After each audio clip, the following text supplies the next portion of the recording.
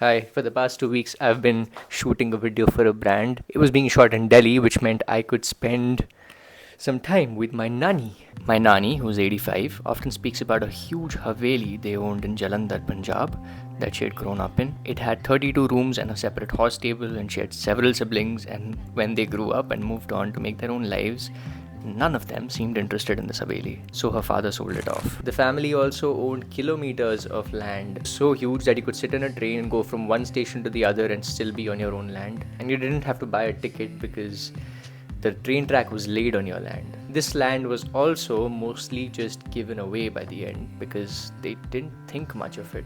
And one day they were reading the newspaper and came across an article. The buyer of the house had found millions worth of ancestral jewels, gold, gems hidden under a rock in the Haveli's basement. It was now being claimed by the government of India. After reading this, they put down the newspaper and went on with their life. It's absurd to think about. The belief back then was that keeping the family together in harmony was worth more than anything else. Giving was considered more important than receiving. At least Nani's family believed that. Fast forward 70 years.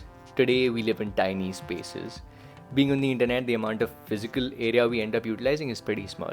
Your room, how high you raise your hand, the loudness level of your voice, the size of your handwriting on a sheet of paper, we forget to take space in this world because we think it's inconvenient to others.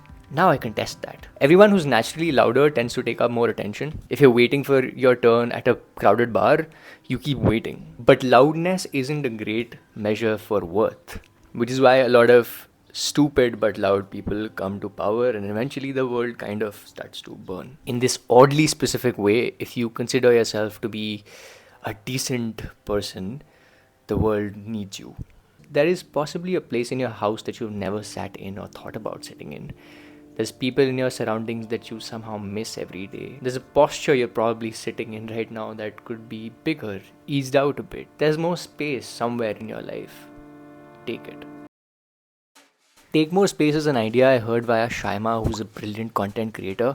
Now, I don't know what context she was using it in, but it partly inspired me to start putting out these videos on YouTube. It's kind of internet space that I take up. 2024 is ending today. And in the new year, wherever you are, I hope that you can take up more of your world.